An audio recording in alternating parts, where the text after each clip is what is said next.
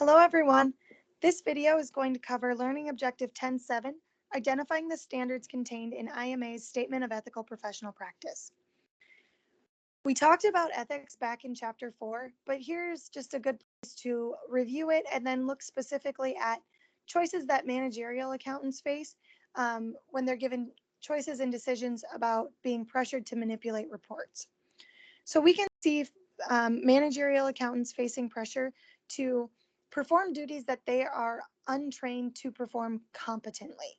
They might also be pressured to disclose confidential information or compromise their integrity by falsifying information, embezzling, or taking bribes. The final pressure they may face is to issue reports that are biased, misleading, or just incomplete in general. So to help with this, we have these ethical considerations from the IMA's Statement of Ethical Professional Practice. So the IMA is the Institute of Management Accountants. And what they do is they have provided these 5 standards that members should always comply to and behave ethically. So the first standard is competence. Each member of the IMA shall have the responsibility to maintain an appropriate level of professional expertise. You do this by developing your knowledge and skills continually. They also have the responsibility to perform duties in accordance with laws, regulations, and technical standards. They have the responsibility to provide decision support. So any decision they make, they need to be able to support it with information and recommendations that are accurate, clear, concise, and timely. And then finally, under competence, they have the responsibility to recognize and communicate their personal and professional limitations or any other constraints that would hinder them from responsible judgment or from successfully performing an activity. The second standard is confidentiality. Each member has a responsibility to keep information confidential unless the disclosure is authorized or legally required.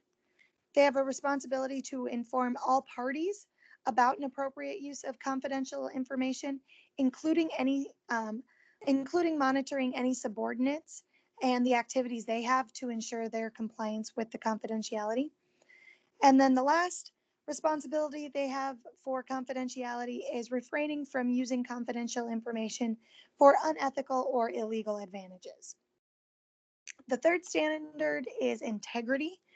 Each member has a responsibility to mitigate actual conflicts of interest and avoid apparent conflicts of interest by advising all parties of any potential conflicts that may exist. They also have the responsibility to refrain from engaging in any conduct that would prejudice carrying out their duties ethically. And finally, they have a responsibility to abstain from engaging in or supporting any activity that might discredit the accounting profession. The fourth standard is their credibility. Each member has a responsibility to communicate information fairly and objectively. They need to disclose all relevant information that could influence an intended user's understanding of any reports, analysis, or recommendations that are made.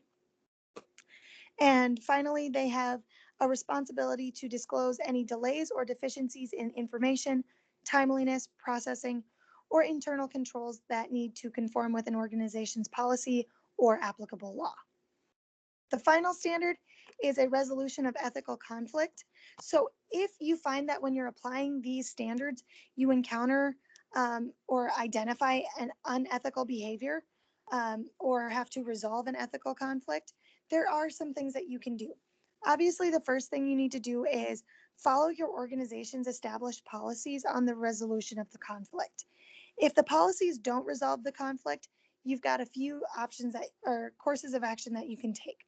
So the first one would be discussing the issue with your immediate supervisor, unless that supervisor appears to be involved in the ethical conflict.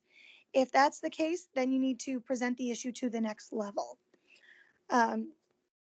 After you've done that, or if you can't do that, you can clarify relevant ethical issues by initiating a confidential discussion with an IMA ethics counselor, or you can use another impartial advisor to better obtain an understanding of possible courses of action you can take. A third option you have is to simply consult your own attorney as to your legal obligations and your rights concerning ethical conflicts. So these are all on page 382 in your book if you want to look at them, at the things I just went over. They're all in this type of a chart for you to reread at your leisure. And that takes care of learning objective 10.7.